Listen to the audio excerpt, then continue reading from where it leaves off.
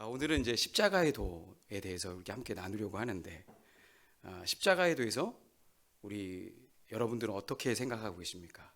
그 부분들을 가지고 좀 우리 스스로를 다시 한번 돌아보는 시간이 되었으면 좋겠습니다. 오늘 본문에 이제 고린도전서 1장 18절의 이 말씀, 두 부류로 나누어져요.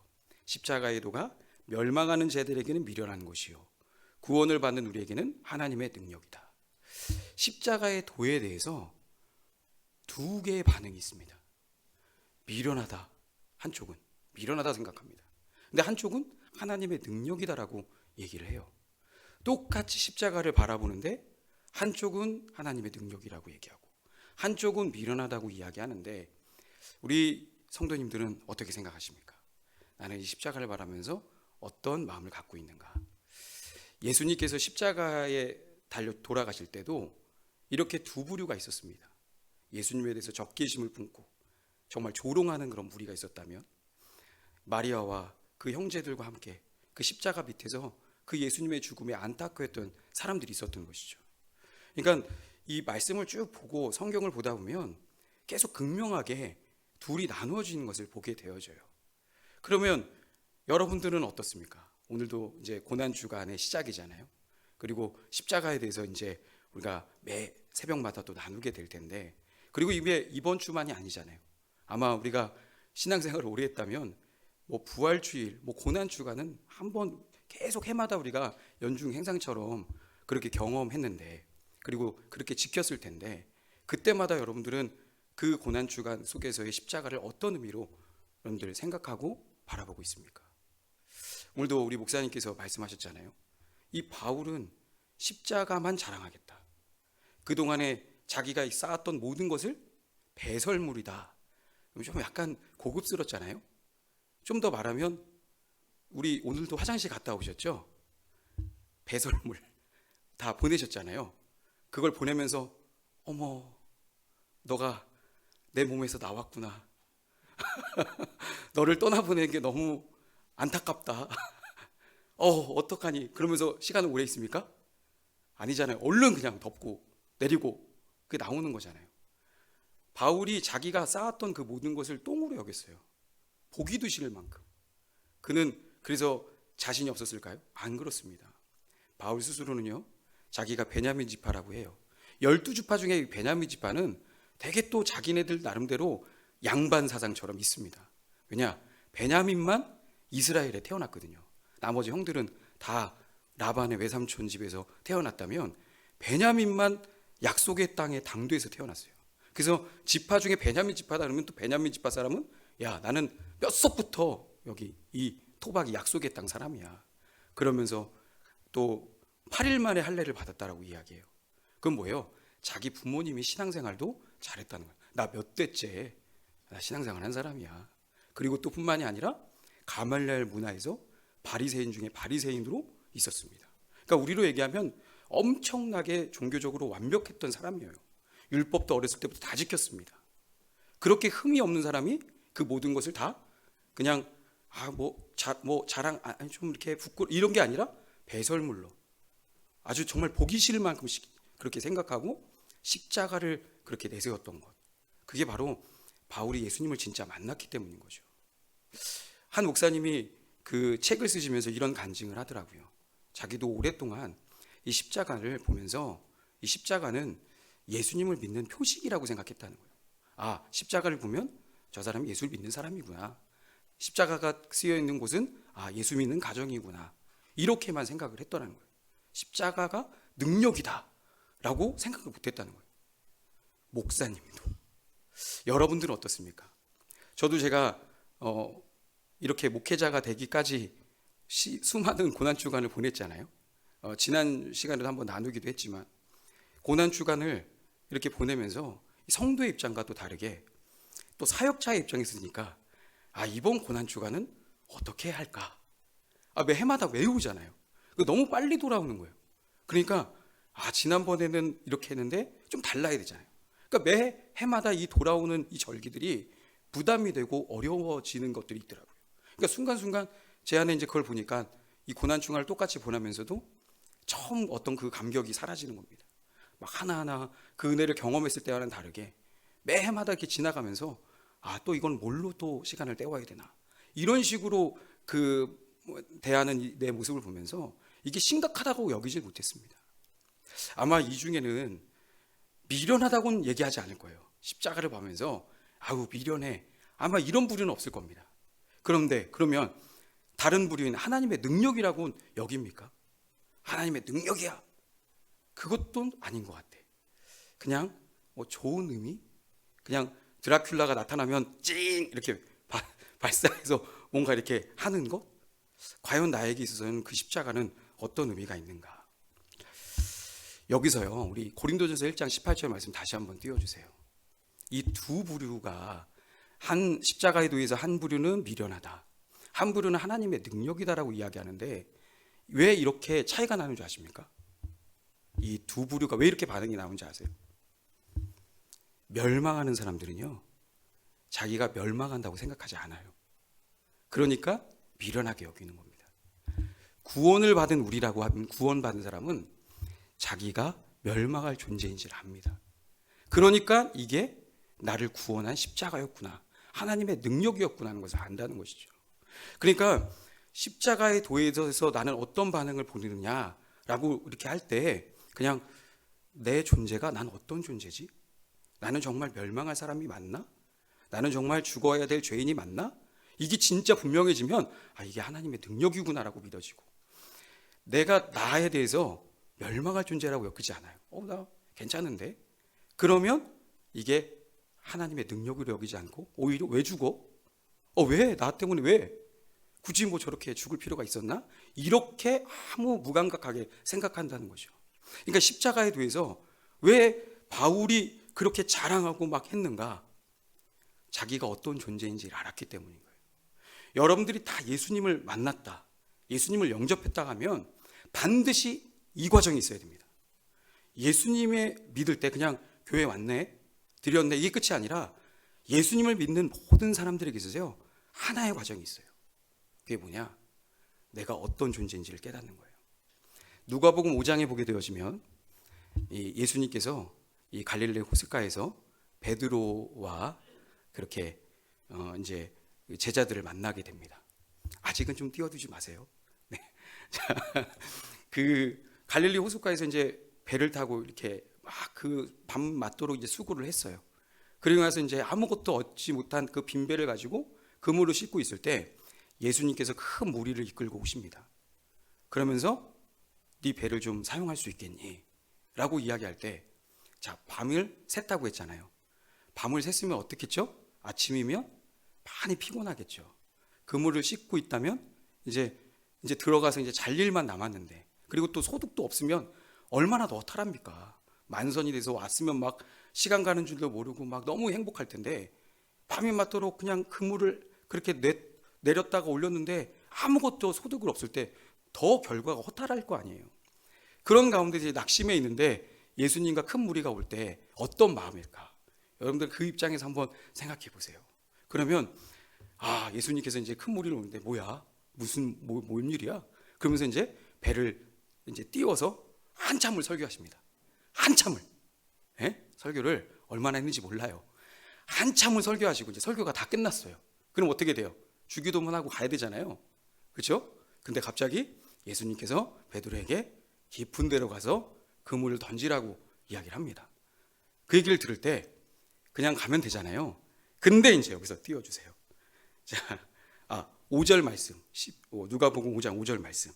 그냥 깊은 데로 가서 그물을 던지라 그러면 잡으면 되는데 꼭 이 시몬, 이 베드로가 대답을 합니다. 뭐라고 얘기하느냐? 선생님, 우리들이 밤이 새도록 수고하였으되 잡은 것이 없지만은, 이게 어떤 감정인지 느껴지세요? 그냥 내리면 되는데, 예, 예수님, 잡은 것이 없지만 이 얘기를 왜 했어요? 너무 힘든데 지금 이것까지 요구하시나? 하지만 말씀에 의지하여 그물을 내리리이다. 이해가 되시죠? 기분을 좀 느끼시라는 거예요. 베드로의 느낌이 지금 다 끝나가는데 이제 끝나기만 기다리고 빨리 치우고 돌아가야 되잖아요. 근데 일을 또 하나 더 시키는 거예요. 그러면 이걸 다 끝나고 나서 그물 씻고 하면 시간이 더 딜레이가 되고 야 이거 뭐 잠 다 잤다 이런 생각이 들 거 아닙니까? 그런데 그 얘기를 하고 갑니다. 그때 우리가 잘 아시는 대로 어때요? 정말 그물이 찢어질 만큼 잡히죠. 그걸 바라보면서 아직 말씀을 띄우지 마십시오. 베드로가 해야 될 말, 우와 대박 이래야 되잖아요. 이야 대단하십니다 예수님. 와 정말 제가 이렇게 해야 되는데 베드로가 뭐라고 얘기하느냐. 누가복음 5장 8절에 이렇게 이야기해요. 시몬 베드로가 이를 보고 예수의 무릎 앞에 엎드려 이르되 주여 나를 떠나소서 나는 죄인이로소이다. 한 첫말이 주여 나를 떠나소서 나는 죄인입니다. 이게 이해가 돼요? 제가 그때 좀 죄송합니다 예수님. 제가 좀 예수님을 몰라보고 제가 좀 함부로 대했네요. 요렇게는 경우가 맞을 거예요. 근데 갑자기 주여 저를 떠나소서 저는 죄인입니다. 죄인이니까 맞긴 한데 그 정도까지의 어떤 결례를 했을까? 그런 생각을 했는데 여기서 왜 이 베드로가 이런 고백을 하느냐. 단순히 만선이 된 기쁨이 아니라 예수님이 어떤 분인지 발견하게 되는 거예요. 하나님이구나. 딱 보는 순간 그냥 그 앞에서 자기 죄가 드러나는 겁니다. 이사야도 그랬어요. 이사야도 하나님을 보는 순간 자기 죄가 딱 보여져요. 그러니까 예수를 만났다, 하나님을 만났다, 영접했다, 그 모든 사람에게서는 내가 이런 존재였구나 하는 게 확 드러납니다. 근데 그러지 않고 교회를 다니고 그러지 않고 내가 예수를 믿었다고 생각하고 영접했다고 생각하니 큰 오해가 생겨버린 거예요. 바울도요 자기를 가리켜서 디모데전서 1장 15절에 죄인 중에 내가 괴수다라고 마지막 하반절에 내가 이야기를 합니다. 아까 말했잖아요.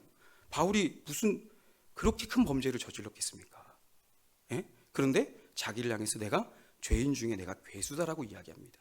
왜 바울이 이런 고백을 했을까? 그것은 무엇이냐? 내가 하나님 앞에서 어떤 죄인인지를 알게 된 거예요. 그러니까 우리가 오해하는 것 중에 하나가 우리가 죄인이다라고 이야기할 때 이 죄인에 대해서 우리가 성경이 이야기하고 있는 죄인에 대해서 우리가 오해하는 경우가 있어요. 에베소서 2장 3절에 보게 되어지면 우리가 어떤 죄의 존재인지를 이야기하고 있어요. 마지막 그 하반절에 보게 되면 본질상 진노의 자녀였다라고 이야기하고 있어요. 본질 자체가 진노의 자녀, 본질이 죄의 자녀다라고 이야기를 하고 있어요. 그러면 이 성경을 보게 되면 분명히 우리를 가리켜서 너는 그냥 본질이 죄덩어리야 라고 이야기하고 있는데 나는 그렇게 받아들이고 있는가? 그렇지 않다는 것이죠. 우린 보통 죄인 이야기하게 되면 죄인을 내가 잊고 죄가 입혀져서 내가 더러워졌다고 생각합니다. 그렇죠? 그렇게 많이 배웠고 예수님의 보혈의 피로 씻겨졌다는 표현을 많이 하다 보니까 내가 원래 있어요. 그것도 이제 성경이 맞긴 맞아. 또 내가 있고 아담이 범죄함으로 해서 죄를 지어서 죄가 이제 더럽혀졌어. 마치 이 옷이 깨끗한 옷에서 뭔가 더러운 게 때가 탄 거죠. 그래서 이제 예수님의 보혈의 피로 이렇게 씻으면 되어졌다. 이런 표현으로 우리가 속죄에 대한 의미들을 사용하다 보니까 성경이 진짜 이야기하는 이 죄의 문제에 대해서 깊게 그렇게 생각을 못하는 거예요. 보통 이렇게 내가 있고 죄가 있고 그래서 이 죄가 해결되면 내가 이렇게 깨끗해졌구나 라고 생각을 하는데 이게 아닌 겁니다. 죄인은 어떤 죄인이냐? 넘어가 주세요. 죄인은 어떤 거냐? 내가 있고 죄가 있는 겁니다. 그러니까 내가 있는 것에서 죄가 더해진 게 아니라 내가 그냥 죄덩어리인 거예요. 그냥 내 자체가 바뀌지 않으면 해결될 수가 없는 거예요. 그러니까 아무리 왜 그렇죠? 우리가 호박에 줄 긋다고 수박 되지 않는다 그랬잖아요. 이게 복음적인 말입니다. 아무리 죄인이 열심히 기도한다? 열심히 성경 본다? 줄 거도 안 바뀌어요. 하나님이 봤을 때는 그냥 죄인으로 딱 보여지는데 우리는 사람을 비교하면서 내가 좀 쟤보단 좀 나 이런 생각을 하고 있는 거예요. 호박마다 저 줄 많이 거가지고 니는 진짜 좀 수박 같은 호박인 것 같고 너는 좀 아닌 호박이고 이렇게 우리는 스스로 생각하는 거예요. 종자가 똑같아요. 종자가 호박이면 호박밖에 되는 게 아니에요. 그래서 제가 죄에 대한 부분을 좀 더 이제 쉽게 설명하려고 그림을 하나 보여드리겠습니다. 자, 여러분들이 보시는 왼쪽이겠죠. 왼쪽 잘 보게 되어지면 씨앗이 있습니다. 이게 이제 사과라고 제가 명명을 해보겠습니다. 자, 사과 씨가 이제 세 그림에 다 심겨져 있어요. 하나는 새싹이 자랐고, 하나는 이제 좀 잎이 자라가고 있고, 그리고 마지막에는 이제 열매까지 맺었는데, 자, 이 중에 어떤 게 사과나무일까요? 왼쪽에 첫 번째, 그거 사과나무일까요? 아니에요? 사과나무 맞아요? 네. 자, 두 번째, 사과나무인가요? 네, 뭐 대답이 없는 걸 보니까, 네, 그냥 저 혼자 할게요. 세 번째, 사과나무일까요? 세 가지 다 사과나무죠. 분명히 물론 그렇지만 차이가 있습니다. 마지막 제일 오른쪽에 있는 것은 열매가 있고, 가운데는 없고, 새싹은 아예 뭔지도 모르겠고. 그래서 우리는 분명히 차이가 있어요. 그렇죠? 그런데 자, 어찌됐든 이 생명 자체가 뭐가 되겠어요? 저 새싹도 언젠가는 나무가 되고 열매를 맺게 되겠죠. 생명 자체가 이렇게 사과 씨기 때문에 사과 열매를 맺듯이. 자, 이거를 죄로 바꿀게요. 죄입니다. 자, 죄인이, 자, 아무것도 뭐 해본 것도 없어. 오늘 또 아주 이쁜 우리 아이가 왔죠. 와서 하는데 너무 말똥말똥하잖아요. 뭐가 뭐 죄가 뭐 있어? 그냥 아무것도 태어나서 이제 그냥 너무 사람들에게 이쁨을 받고 있는 그런 아이와 이제 막 커가는 이제 우리 중고등부 아이들이 되겠죠. 네. 그리고 그 옆에 이런 모습을 보게 되면 우리는 이 뭘로 죄를 여기느냐? 이 옆에 있는 열매들을 가지고 이야기를 하는 거예요. 누가 죄를 맺었느냐? 결과를 가지고. 근데 하나님이 보시는 건 뭐냐? 이 자체 생명이라는 거예요. 이 생명이 어찌됐든 뭘 해도 사과 열매를 맺듯이 죄의 열매를 맺을 수밖에 없는 존재라는 거예요. 그러니까 이 문제는 이게 없어져야 되는 겁니다. 호박이 아니라 사과로 바꿔야 되겠죠. 수박으로. 다음 그림을 보여주세요. 이 두 그림. 자, 아주 열매가 많은 것과 작은 게 있습니다. 왼쪽과 오른쪽. 우리는 봤을 때 열매를 가지고 이 사람은 큰 죄인 중에 괴수다라고 하면 저게 괴수자겠잖아요. 열매를 많이 맺으니까. 그리고 열매가 없는 거는 그래도 좀 공중도덕을 잘 지키고 살았네. 우린 이렇게 차이가 있습니다. 근데 이 두 가지의 차이점이 뭔지 아세요? 환경의 영향인 거예요. 종자가 차이 있는 게 아닌 겁니다. 종자는 똑같아요. 여기에 지금 왼쪽에 있는 그림에 물 주고 계속 거름을 주고 하면 어떻게 되죠? 반드시 열매를 맺는 거예요. 그러니까 이제 끝났습니다. 우리에게 있어서 가장 중요한 것이 무엇이냐? 성경은 이렇게 내 생명 자체가 죄라고 생각하고 있는데 우린 자꾸 호박에 줄 긋듯이 씻으면 된다고 생각하는 거예요. 씻으면 된다고. 예수님이 거듭나면 간다라고 이야기를 하셨잖아요. 거듭난다. 거듭나야 천국에 갈 수 있다. 저는 제가 초등학교 처음에 초등학교 2학년 때 전도를 받아서 주일학교 예배를 갔거든요. 거기서 찬양을 하는 겁니다. 돈으로도 못 가요 하나님. 그러면서 거듭나면 가든다 이렇게 찬양을 하잖아요. 근데 저는 그 거듭이라는 표현을 세상에서 한 번도 들어본 적이 없어가지고 거듭이 뭐야? 그러면서 걸음인가 보다. 걸음. 거듭나면 가는. 이게 누가 나한테 설명을 잘 안 해주는 거예요. 찬양은 따라 부르라 그러는데 거듭이 뭔지를 나중에 알았어요. 나중에. 거듭난다는 게 뭐죠? 물어보면 대답할 수 있나요? 거듭난다. 장호야, 거듭나는 게 뭐냐? 알아? 모르겠지. 그렇지. 아니, 거듭나면 간다는데 어떻게 거듭나는 겁니까? 맞죠? 아니, 우린 다 거듭난다는 걸 다 이해해요? 근데 제가 이 거듭난다는 표현이 그겁니다. 죽고 다시 태어나는 거예요. 어떻게 죽고 다시 태어날 수 있습니까? 요한복음 3장에 아주 율법학자였던 니고데모가 물어봐요. 어떻게 다시 태어날 수 있습니까? 엄마 뱃속에 다시 쓱 들어갔다가 다시 나옵니까? 정말 율법학자도 다시 엄마 뱃속에 들어갈 수 있어요? 그럴 수도 없는데 그런 얘기를 진짜 하는 거예요. 너무 궁금하죠. 어떻게 태어납니까? 그것은 그러면서 이야기한 게 뭐냐? 십자가예요. 십자가에서 예수님이 왜 죽었습니까? 십자가의 죽음을 통해서 내 존재가 없어져 버린 겁니다. 그리고 예수님의 부활과 함께 예수님만 부활한 게 아니라 내가 죽고 예수님으로 부활한 거예요.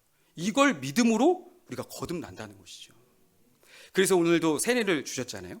보통 성부와 성자와 성령의 이름으로 세례를 베푼다, 세례를 준다라는 것은 마태복음 28장 19절에 의한 말씀에 의한 겁니다.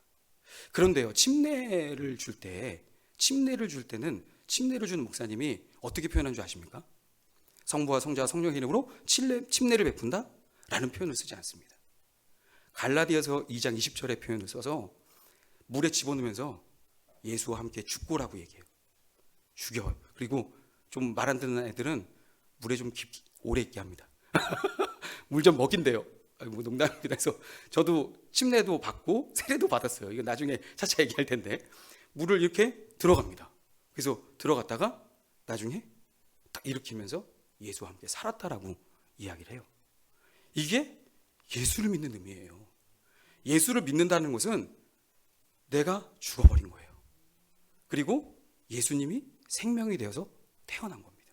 그러니까 오늘 세례를 통해서 이 세례식은 두 가지의 우리 살아가는 가운데서 예식이에요. 우리 결혼식을 하잖아요. 또 우리 영진자매 결혼을 또 준비하는데 결혼식입니다. 남자 여자가 그냥 우리 서로 사랑하니까 함께 살자 이게 아니라 많은 증인들 앞에서 우리가 서로 부부가 되었습니다라고 선포하는 예식이잖아요. 세례식이 바로 많은 사람들 앞에서 공표하는 자리입니다. 근데 또 하나의 예식이기도 해요. 장례식. 죽는 겁니다. 세례라는 것 자체가 죽어야 되는 거예요. 죽고 다시 사는 것이죠. 그랬을 때 이 바울이 어떤 거냐? 내가 쇳덩어리구나 것을 깨닫고, 그리고 이 십자가의 의미가 어떤 것이냐? 자기가 왜 그렇게 열심히 그렇게 교회를 핍박하지 못해 안달이 사람처럼 그렇게 했을까요? 그렇게 어릴 때부터 그가 율법을 다 지켰고 했으면 어찌 보면은 그는 그냥 괜찮잖아요. 그런데 예수님을 믿기 전에는 예수님을 믿는 사람들을 잡는 일에 혈안이 돼서 다녔습니다. 가만히 생각해 보니까 나중에 로마서 7장을 보게 되면 그의 괴로운 마음이 있어요. 내가 실제로 열매는 맺지는 못했어. 하지만 내 안에 이 육신의 정욕이 얼마나 나를 들끓겠는지 모른다. 그러니까 이 죄책감이 막 들끓어오는 거예요. 실제로 내가 열매는 맺지 않았지만 무궁무진한 거예요. 그냥 보지만 하면 막 질 수가 있을 만큼의 그런 괴물과도 같은 자신을 발견한 거예요. 그러니까 이걸 어떻게 해결하나? 그러니까 더 말씀을 하려고 하고 뭔가 하려고 하잖아요. 근데도 안 돼. 그러면서 이 오후라 이 공고한 몸에서 누가 나를 구원해 내랴라고 그가 로마서 7장에 탄식을 합니다. 그의 솔직한 고백이었어요. 그때 예수님의 십자가가 보이는 거예요. 너가 죽었어. 너가 이미 끝난 거야. 네의 모든 문제, 죄의 문제를 해결해 주셨어. 그 순간요, 이 바울이 너무너무나 행복한 거예요. 그러니까 오늘 목사님 말씀하신 로마서 8장 1절이 나오잖아요. 내가 결코 정죄함이 없나니. 이야, 이런 놀라운 복음이에요. 그러니까 그동안 했던 그 모든 게 호박에 줄궜던 일들이었던 거예요. 그리고 이제는 앞으로, 자, 아까 이제 우리 실 한번 보여주세요. 그 두 개의 그림으로 나오는, 뭐 이걸로 됩니다. 자, 이제 사과씨, 예수님의 씨로 거듭났어요. 어떻게 될까요? 반드시 의의 열매를 맺겠죠. 노력하지 않아도 돼요. 이야, 그냥 되는 거야, 그냥. 뭐래도 되는 거예요, 뭐래도. 이거를 하나님께서 우리에게 허락해 주셨다는 거예요. 자, 저는 제가 개인적으로 이제 앞서 말씀드렸잖아요. 이 매너리즘이 얼마나 저 스스로를 힘들게 했는지 몰라요. 설교의 자리는 늘 부담이었습니다. 뭐냐, 개그맨처럼 이번 주 웃겼으면 다음 주도 웃겨야 되는데 웃길 게 없어요. 웃길 게 매일 나오나요? 어떻게 하면 애들을 쥐어짜고 할까? 오늘도 우리 목사님 영상을 이렇게 준비해서 보여줬지만 저도 막 영상에 막 혈안이 돼 있습니다. 어떻게 하면 그래서 제가 그 개그맨처럼 정말 매일 정말 쥐어짜는 마음으로. 그래서 제일 저는 좋았던 게 뭐냐면 주일날 저녁에 개그 콘서트를 보면서 저 때는 그랬어요. 요즘에 그걸 없더라고요. 그걸 보면서 이제 주일이 끝났구나. 이게 제게 있어서의 복음이고 기쁨이었습니다.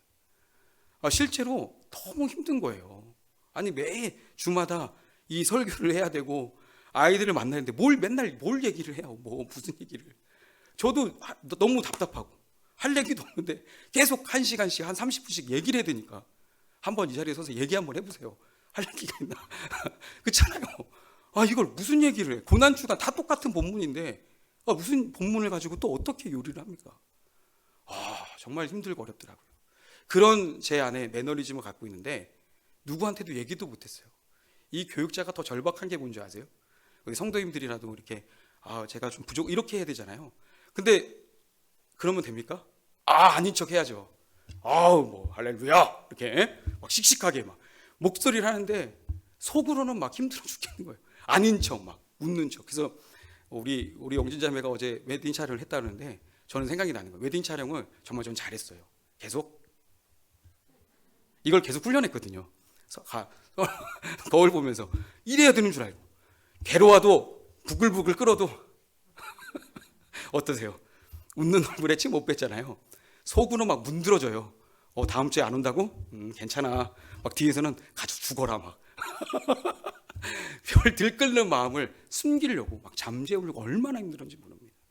근데 그때 어떤 주변에 있는 분들이 한참 이제 순회선교단의 복음학교를 얘기를 하시는 거예요. 복음학교 김용기 선교사님이 하는 곳을 가봐라. 근데 뭐 한 귀로 듣고 한 귀로 흘렸어요. 아유 뭐야. 근데 찾아서 알아보니까 일주일 동안 복음에 대해서 이야기한대요. 복음을 일주일 동안 월요일부터 토요일까지 아침 6시 반에 일어나서 밤 10시 반까지 복음만. 그래서 복음을 물론 길게 그렇게 얘기할 이유가 있나? 한 몇 시간이면 끝날 얘기를 그렇게 길게 해? 그리고 나는 복음 학교 갔다 오라는데 너무 처음엔 기분이 나빴어요. 전도사인데 내가 사역하려고 하고 전도도 내가 많이 해왔고 열매도 맺었는데 나보고 복음 학교를 가? 너무 가소롭게 여겨지고 화가 나고 그런 얘기를 할 때 막 기분이 나빴거든요. 근데 여차저차해서 제가 순종해서 갔습니다. 근데요, 가는 천지가부터 시작이 됐어요. 뭐라고 하냐면 막 그때 복음학교에 이제 목회자들이 다 모였습니다. 목사님, 전도사님, 선교사님, 사모님 모든 그래도 한 300명 정도가 모였는데 그렇게 목회자들이 모였는데 분위기가 어떻겠어요? 찬양 첫 시간이 그냥 벌써 임재가 일어난 느낌이었어요. 울고 불고 막 엄청난 찬양 소리가 있는 거예요. 저도 막 눈물이 막 주렁주렁 맺히는 겁니다. 근데 다 김용기 선교사님이 등단하시면서 하나님을 사랑하신 말 아멘 합시다. 그러니까 아멘 막 뜨겁게 하죠. 근데 딱 갑자기 이 김용기 선교사님 설교 들으면 알겠지만 좀 그 개인적 그런 제스처가 있으세요. 작은 목소리로 우리끼리 좀 솔직하게 얘기합시다. 그러면서 여기서 돈 없이 목회할 수 있습니까? 돈 없이 선교할 수 있습니까? 딱 이렇게 하겠는데 아멘 소리가 3분의 1로 줄어들었어요. 다 흐느껴 울어버립니다. 저도 그냥 우는 쪽에 속해 있었죠. 어느 순간 내가 예수님을 사랑한다고 했지만 여전히 이 돈 앞에서 아무런 정말 나약한 존재이구나. 저는 괜찮은 줄 알았는데 그러면서 그 하루하루의 시간이 계속 저를 발견하는 시간이었어요. 괴로워 죽는 줄 알았습니다.